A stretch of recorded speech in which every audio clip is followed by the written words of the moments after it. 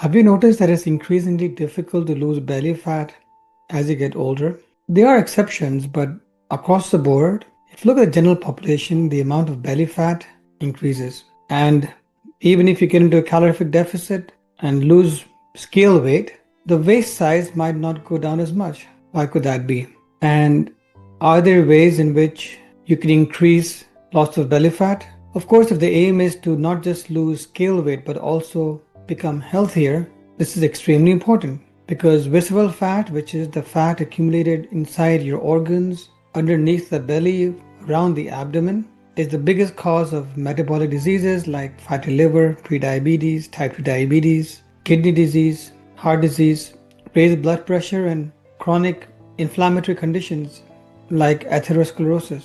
Therefore, how to reduce visceral fat is extremely important. I'm Dr. Rawat, an Indian origin, England trained, Canada based family physician who additionally studied nutrition at Harvard and founded healthgroupcoaching.com, through which I run a virtual as well as in person group coaching program for weight loss and reversal of metabolic disease. I've made almost 500 videos now, and in most of my videos, you'll have heard me talk about calorie balance, energy balance, the need to develop an energy deficit. Energy balance and calories in, calories out is still the fundamental base of weight loss. However, for reduction in visceral fat, you do need to pay attention to non-calorific factors as well. What you can describe as hormonal factors. Because having less calories coming in, more calories being expended is one thing, but instructing your body as to where those calories need to go,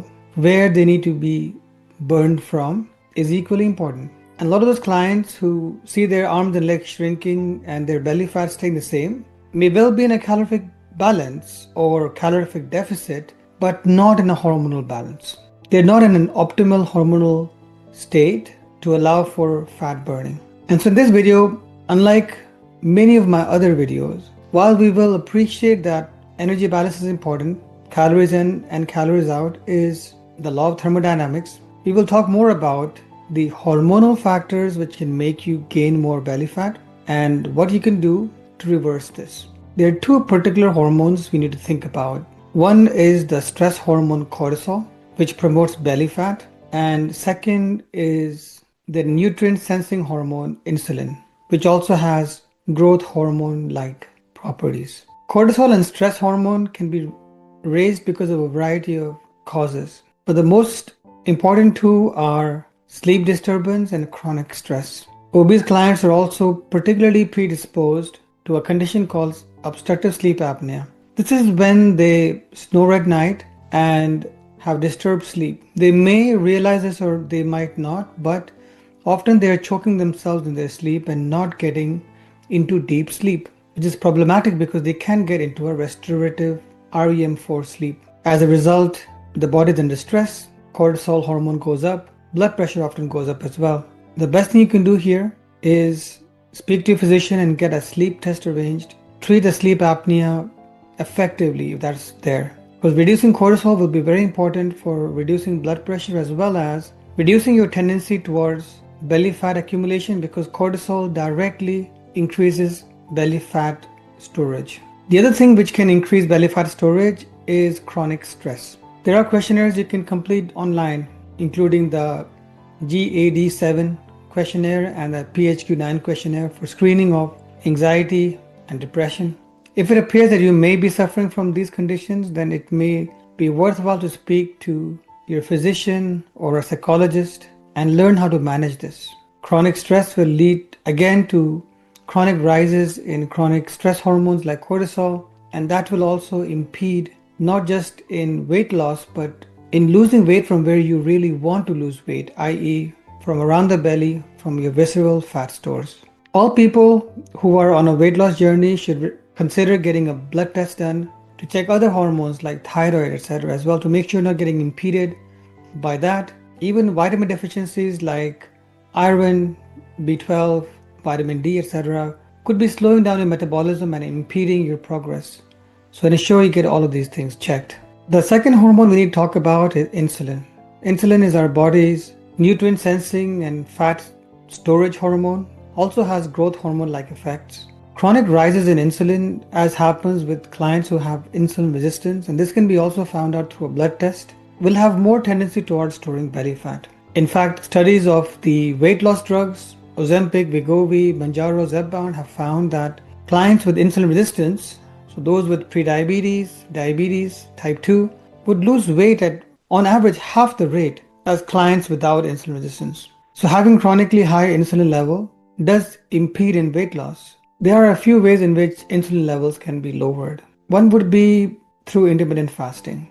I recommend a certain pattern of fasting called ETRF, or early time restricted feeding. This is also described as circadian fasting, or fasting in line with your natural day-night hormone cycles, essentially focusing on consuming more calories earlier in the day and avoiding excessive calories and also particularly excessive carbs later in the day, so as to have more efficient energy management within your body. Every second, your body's cells have to make split-second decisions whether the calories which are coming in need to be stored or utilized. And when I say utilize, it doesn't just mean working out. The organ in your body which uses the most sugar is in fact your brain. And so consuming more carbs and calories earlier in the day allows for better energy partitioning, utilizing that energy for use rather than storage, while excessive calorific energy intake later in the day, when you're done for the day, you're resting, you're bringing your feet up and watching Netflix or the news, that would promote more energy partitioning model, which would encourage more fat storage.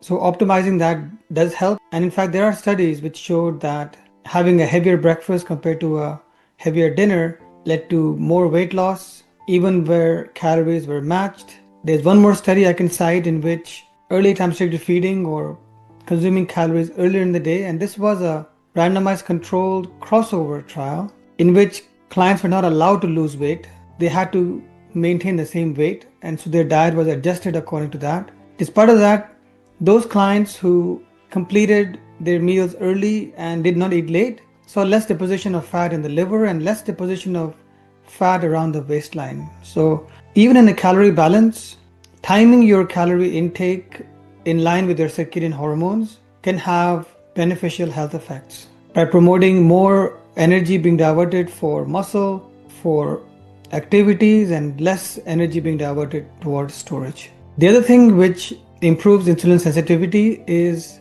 increasing your muscle mass, as well as making your muscles more efficient, improving the mitochondrial function of your muscles. Increasing muscle mass is achieved by resistance training. And I have a whole entire video on nutrition for growing muscles, the supplements you need, the protein intake you require, progressive overload, compound exercises. Do check out my exercise video for that. And the way you would make your muscles more efficient in utilizing energy by improving their mitochondrial density and function would be through cardio.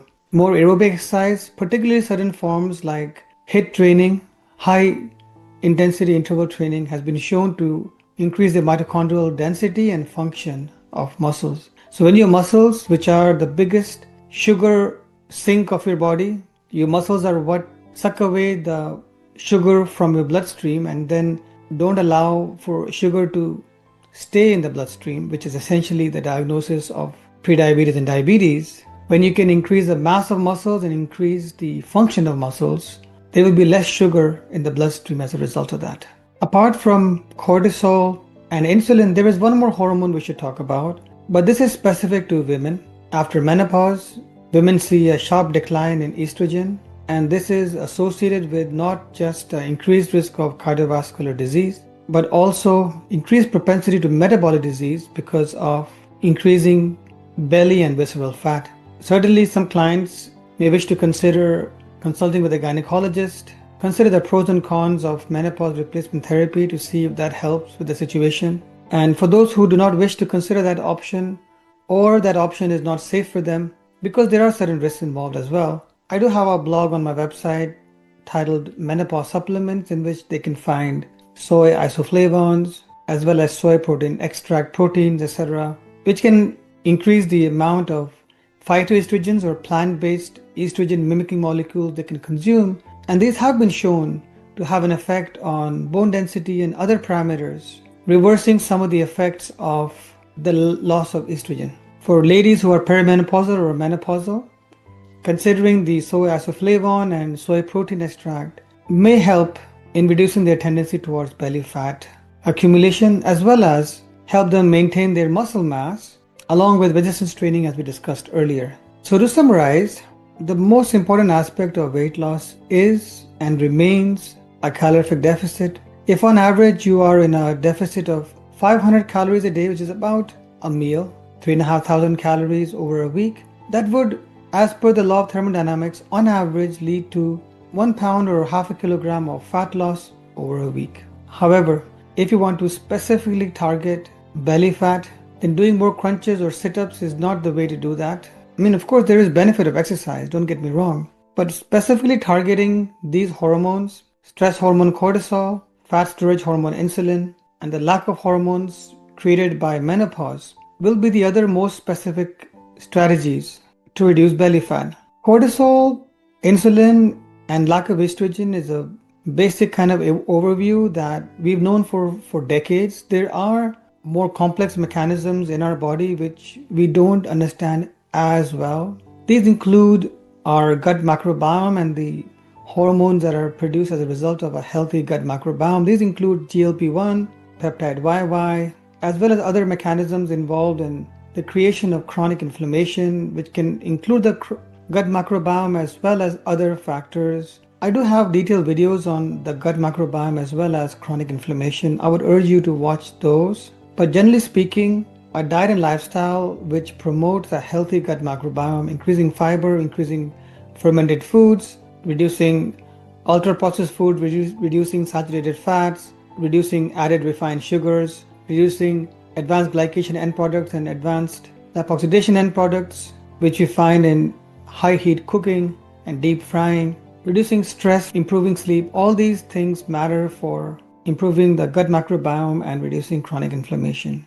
Do watch my detailed videos on those topics. But overall, these can then have an effect on other hormones, including our hunger hormone, ghrelin, and our satiety hormone, leptin, for instance. I run a group coaching program for weight loss and also maintaining weight loss. To my clinic rostered clients and to private clients, this is available virtually, and it is available in person to any clients who have OHIP coverage in Ontario.